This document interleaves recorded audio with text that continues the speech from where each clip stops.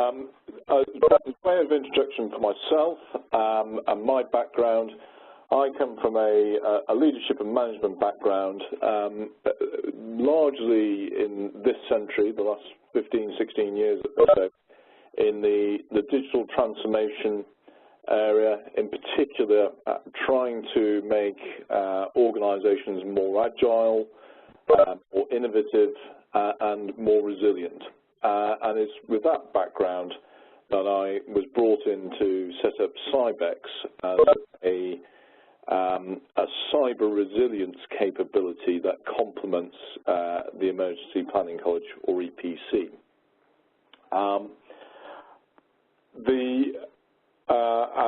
And a lot of what will be discussed today will be drawing back on work I've done professionally over the last 20 years or so working in this area, as well as specific analysis we've done whilst developing Cybex, including working with a number of organisations, notably with the Ministry of Defence, providing educational training for a number of the leaders and managers, to working with the National Crime Agency and other law enforcement agencies, looking at cybercrime investigation. And in fact, I've just come back from a debrief at Europol following the first international cybercrime exercise that we ran at the end of last year, and working with a number of other organisations, both in the commercial and the public sector, taking them through what cyber resilience means and how they can start getting their arms around what we believe, and many others do, is a strategic issue. So the agenda for today will be to explain why we believe that this is a strategic issue, to pick up on some of the situation, in particular some of the trends and issues around it, to then look at the implication and the needs from this situation and issues, and therefore what the digital challenge really holds up and a model for developing cyber resilience for your individual organisation. There will be an opportunity for questions at the end, and please do feel free to fire questions throughout rather than waiting to the end. One of my able assistants and team members, Dave, will be picking those up, and we will go through those during the question session at the end before talking about next steps. As we seem to have stopped having new beeps, I assume we've got a quorum, and we shall begin. So, why is the digital age and cyber resilience a strategic issue? I've got this quote here, which was from a McKinsey report from early 2014, which was written in cooperation with the World Economic Forum. And what it was trying to capture was this issue of trade-off, that we are living in a world that is increasingly digitized, and there are enormous opportunities involved in this. In fact, every organization, every person, to a greater or lesser extent, is increasingly being affected by digitization. But in doing this, we are creating additional risks, and the risks that are already there are becoming heightened. And we'll explore these issues as we go through today's webinar. All of which plays to the overall resilience approach, which, to quote from British Standard 65,000, which is the strategic guidance on organisational resilience, and is based on the ability of an organisation to anticipate, prepare for, and respond and adapt to incremental change and sudden disruptions in order to survive and prosper. And it's these two aspects of there is a real opportunity, but the risk, that we will try and provide some approaches to allow people to create that balance. Because we all, and particularly those in senior appointments within the public sector and the private sector, have to try and maximise the digital opportunity whilst minimising the cyber risk. And our approach, we believe, provides some useful ways of addressing this. So what is the environment? I think for many people, if you mention digital or cyber or other related subjects, they tend to look at it as a technical issue. Whereas actually in reality, it's something that goes across multiple domains. In fact, it is almost the same as just normal life. And you know, just as we used to talk about e-commerce, we now just talk about commerce again. It's just the way things are done increasingly in almost every aspect of our life. So it's the way we interact socially, both from a professional and a personal perspective. It's the way our lives are managed, the way the information about ourselves that others may use and that we may use is increasingly captured. That creates a number of personas that we generate and has led to an explosion, and we'll talk more about this, of information globally about people, things, and the opportunities this creates. This is underpinned by, inevitably, the Internet and the World Wide Web, which have started becoming enabling hyperconnectivity, and increasingly a blurring of boundaries between the physical world and the digital world as they become more and more connected and interdependent in many areas. So that's the environment that we're going to be talking about, and it's taking a far more holistic view than considering this just a security issue, just a technical issue. It's the IT guys' problem. This is the strategic problem for any organisation, whether they're commercial, whether they're public sector, whether they're small or large. We are all increasingly working in this environment and dependent upon it. So the first trend I want to talk about is the digital person. And in the beginning, we had the physical person in the physical world, and they used a variety of tools to enable them to communicate and carry out whatever processes they tended to do, whether they were personal or professional. And frequently, they were quite separated, the personal and professional, in what they do. However, as we digitize, we are increasingly becoming a digital person, or persons with multiple personas, and we may be using the same devices to do personal and private work. We are increasingly leaving a digital footprint wherever we go, again, both personally and privately. So to put some scale onto this, we have an estimated 196 billion emails sent every day globally. Interestingly, over 60% of those are considered to be spam or malicious, just to put that into context. But we have 12 billion Facebook and YouTube views every day. Some of those are for professional purposes, some of those are for personal reasons, some of them are both. And there is that blurring across. We have over 3 billion Google searches, again, and over 500 million tweets. So we are tracking our lives and living our lives increasingly in a digital world. In fact, I saw a funny today that said, "Welcome to Cornwall, will you please remove your face from the phone so you can enjoy the countryside?" Probably quite cheekily capturing the essence of the digital person and the way we're going. Which then brings us on to the digital enterprise.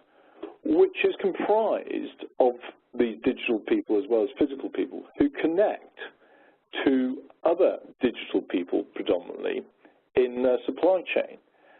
And that supply chain then delivers a variety of services, some essential, some as part of whatever that enterprise does, which is as likely to be digital in nature as it is physical, or if it's physical, to be digitally enabled. So our transport systems, our power systems are increasingly managed and controlled digitally.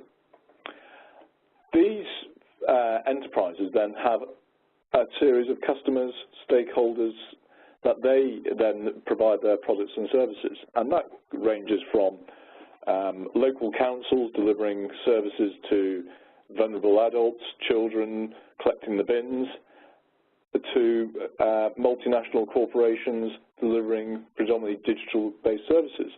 But in no matter what you do, there is always a digital element. So a council just recently has been hacked and an attempt at ransomware. That came through aimed at vulnerable people's personal data. You can start seeing, people are seeing means and reasons to attack digital enterprises in multiple areas. So as we become hyper-connected, both physically but in particular digitally, we get all sorts of new ways of doing work, but also new vulnerabilities arising from that. Which then brings us on to how this has come about. And this is where understanding the next large trend, which is exponential growth in technology capabilities and what that allows people to do. And I'm going to use an analogy from a futurist and technologist called Ray Kurzweil, who in 2000 used the story of the inventor of the game of chess and how the Indian emperor of the Gupta Empire offered him whatever reward he said. And so he decided to take a chess-based reward, and he said, can I have a grain of rice on the first square? And then a second grain of rice on the second, and keep on doubling as I go along. Now, you will see about halfway through the second row, you start getting a bowl of rice. That starts becoming something really quite substantial and useful in its own right in what you can do with this. The legend has it that the emperor realized what was going to happen and depending on the variation took his vengeance on the inventor of chess. But if you follow the mathematics of this, you realize by about the 32nd square, i.e. halfway through, you have a field of rice. So you're moving to a difference in kind from something that feeds you once to something that allows you to sustain yourself and create an entirely new business. If you were to follow the logic all the way to the end, you would end up with a grain of rice mountain that would be higher than Mount Everest, and in fact would create more rice than has ever been created in the history of the world. So this is the challenge of exponential growth. Now, if we apply this to technology and we just take simple computer processing capability, some of you may have heard of Moore's Law, which in very simple terms says every 18 months to 2 years, you will double the amount of processing capability in speed and capacity, and it will halve in price.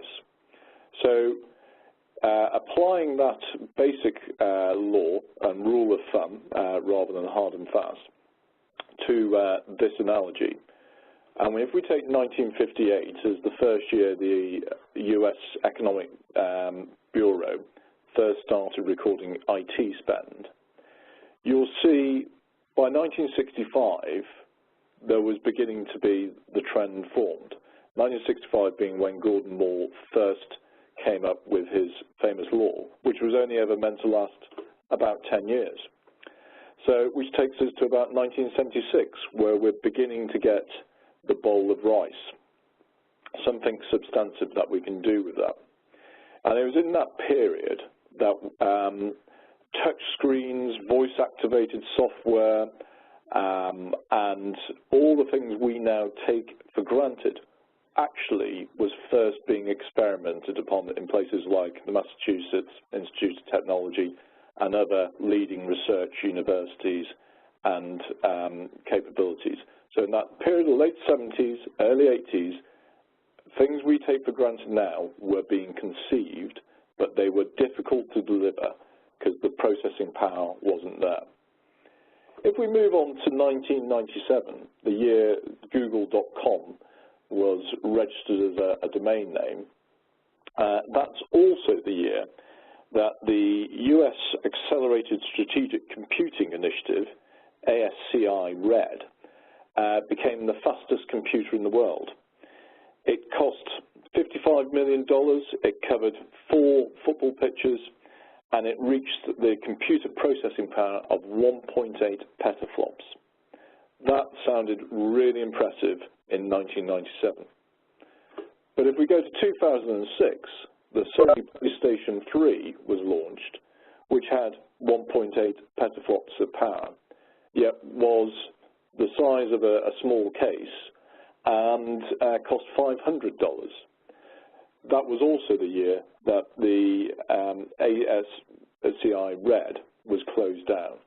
So you see, as this accelerating return starts, you can start doing something substantially different. We're now in 2016, and if you carry that same trend, we're into 2054, which is around the time, give or take a few years, when many people believe that computers will reach general intelligence levels or even super intelligence levels compared to people. So we are living in a period of accelerating growth when new things can happen and new ways of doing things that have never been possible, even if they've been conceived up to this time. Which brings us on to the period of innovation. And as we've become hyper-connected, there has been an explosion of innovation. This has led to cloud computing, which started off in the early noughties, and we now live in an era where we have created 90% of all data has been created in the last 2 years. Ever done, and that trend is continuing all the time. It's been estimated that if you stored it in iPad Airs, it would reach up to 157,000 miles, or about 2/3 of the way up to the moon. That's the amount of data that's now being created and stored in various places, but predominantly the cloud. We've got the mobile.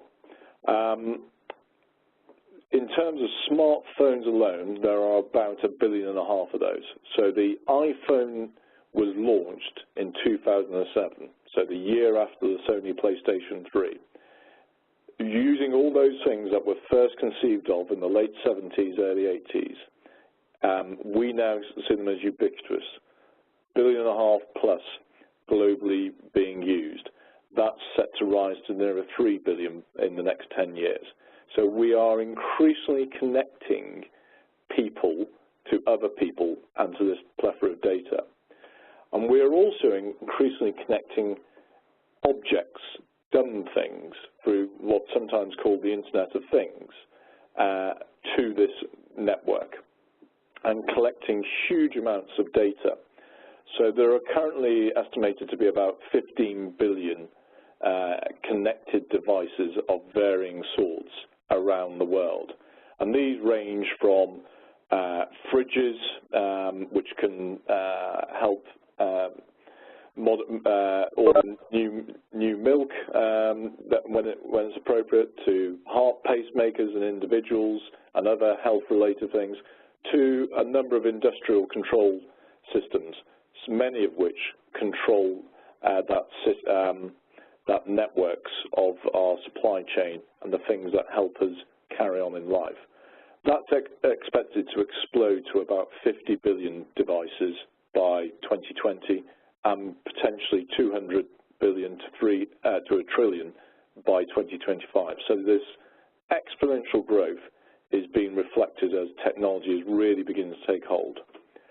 And then we move into robotics, where we have a huge amount of developments. So we've seen the phenomenon of Google cars, which have driven over 1.2 million miles with barely an accident, and none of them caused by the car themselves. We've seen UAVs and we've seen industrial robots all doing significantly different things, which then brings us on to artificial intelligence, the use of analytics and big data to be able to do calculations, to be able to provide insights in ways that have never been possible before.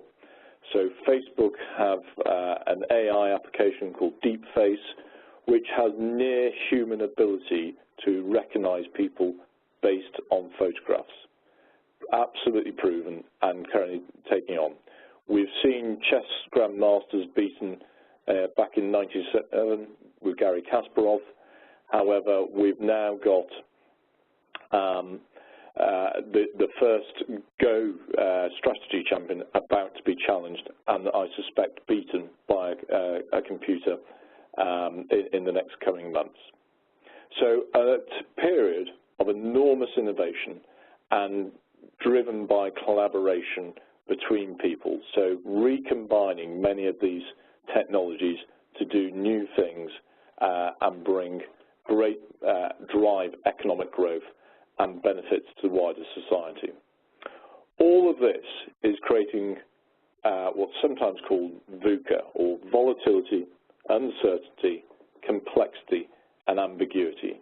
And it's squared because it's exponential growth. As we connect more, as we generate more, we're getting more complex. And this is the source of huge economic value, and it's what every organization is having to do by necessity to stay current. But it's creating a diet of poisoned fruit. So if you look at the recent Alliance Global Risk Barometer, the three big risks all are around business disruption, including as a result of cyber attack. They are businesses being challenged and disrupted by new entrants and the volatility of the environment they're having to create, and by straight cyber attacks wanting to cause damage to them. So this is absolutely at the heart of strategic risk for every organization in one form or another. And it means that reputationally there is a huge risk to any organization which can be exposed and taken apart and put through the grinder in the event of one of these attacks. I think anyone who will see the CEO of TalkTalk, who was put through the ringer back in October last year, having given a very good account of herself initially, but just being worn down arguably by that. And the damage to them financially has arguably been shown in the end-of-year reports, with the estimated cost being up to £60 million in the last financial year for that. Which brings on to theft of personal data, which is a particular prize to many malicious cyber actors and attackers. This is going to become even more important as the EU General Data Protection Regulation comes into force in about 2 years' time, which states if you hold any personal data for citizens of an EU, you will be affected by this, no matter where you the world. This is putting more burdens on organisations to be proper stewards and protect that data.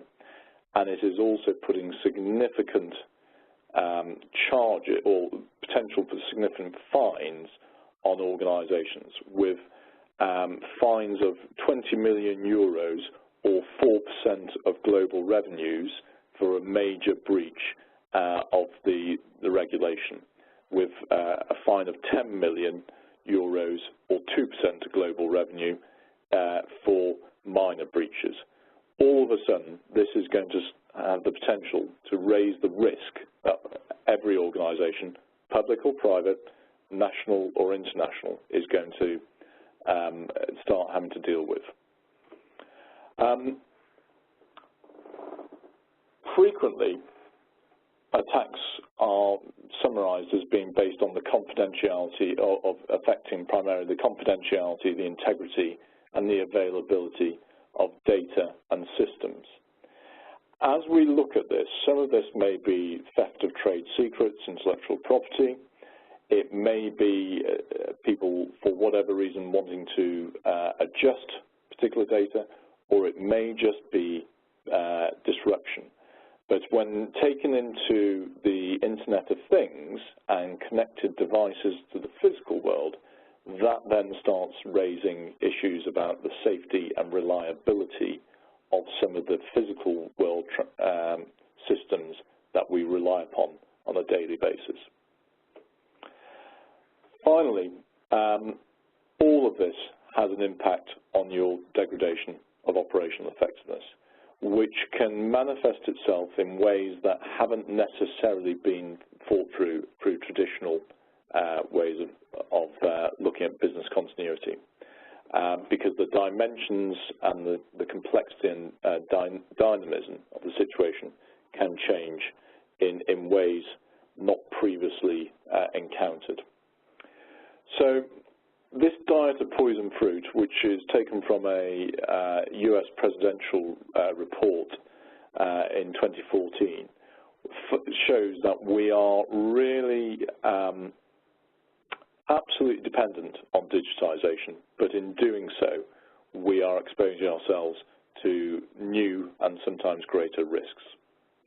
So what are the facts and figures? Well, there's a company called Checkpoint, which are a global cybersecurity company. They do an average annual report on what an average day in an enterprise looks like in terms of attacks, and you will see the figures for 2014 that they've summarised. All of these figures can't be fully verified, and they are inevitably don't apply to every organisation in the specifics, but they are indicative of what is happening across all organisations.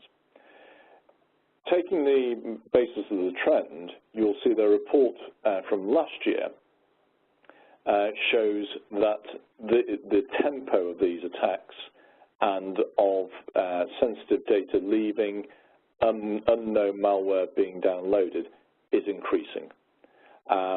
This is just one report. There are countless reports that all play to the same trend and give the similar sorts of indications within that.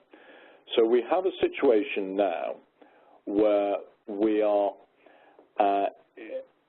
driven by a requirement to innovate, to digitize for our business goals, but at the same time we need to manage our cyber risk.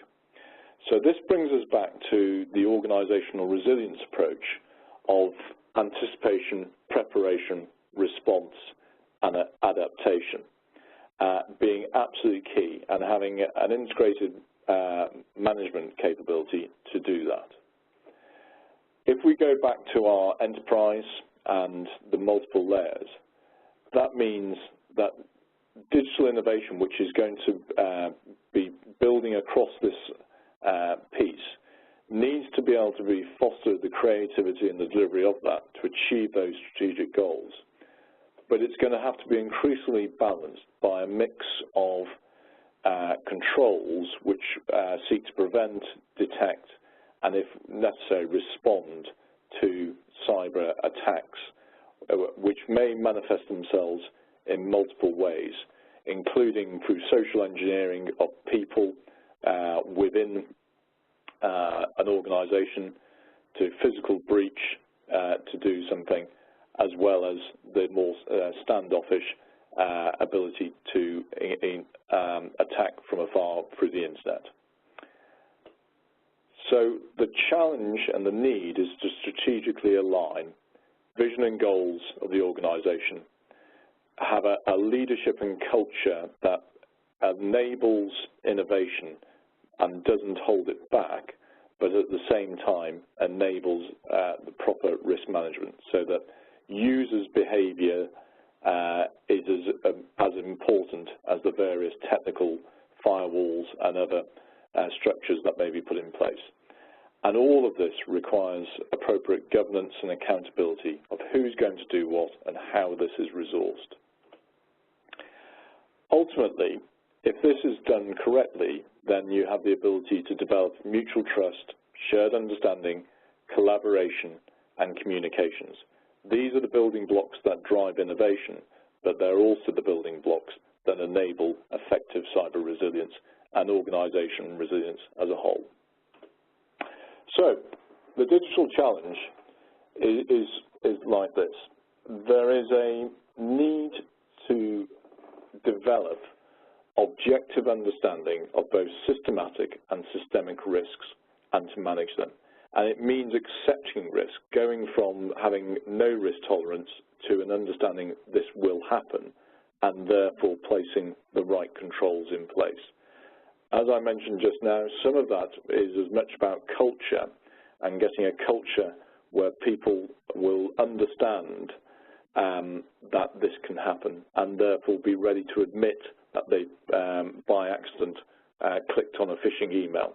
These things happen on a daily basis. I received one yesterday, which I didn't click on, but I could have easily done so. It means making sure that it's not just within the organisation, but understanding that systemic risk of what's taking place outside it and where the dependencies are and who needs to be engaged with that. So that means moving to a more multidiscipline approach because everyone has a part to play, and whether it's HR in recruiting, retention and discipline codes and practices, or whether it's the technical team who can understand where some of the technical vulnerabilities are, or whether it's in the overall culture of people being ready to challenge that stranger who seems to be tailgating you into an organisation and maybe trying to do other forms of social engineering. It also means building across your hyper-connected supply chain and stakeholders. So no longer is it a case of just being concerned within the boundaries of your particular organisation or enterprise. It's understanding your dependencies from outside, that attackers may use your supply chain or stakeholders who communicate with you as a means into your organisation. And it may mean that you also need to have that relationship, that you can have conversations about what different attacks mean, how that may change the business, and for how long you manage that. So the government and GCHQ in particular have produced what's called the 10 steps to cybersecurity. I won't go into the meat of this, but you will see risk management is absolutely at the heart of this. But also, just as important is user education and awareness, and different groups need different user education and awareness. Equally, incident management, we will talk a little bit more about in a minute, whilst there are business implications for all the other aspects, which may appear at first hand to be somewhat technical. So, do you enable mobile and home working? What's the implications of how people log into the system? Do they use public Wi-Fi if they're out travelling? which creates a number of vulnerabilities. So it's all those second and third order consequences that people need to start considering. Which then brings us to a simple model for what cyber resilience might look like. And in this case, we take a very simplistic network which is connected to the internet, and so it involves both those internal to an organisation and those external. You will see that the IT and security team, the traditional focus for this, are very important actors in this whole piece. But it's very important the business team as a whole, all the way up to the strategic decision-making level at the executive and board level, are fully engaged and understand this and give due time and attention and resource to this. And then, of course, we need to remember that there are malicious cyber actors, and that includes those who may be operating from within the organisation as well as externally to it.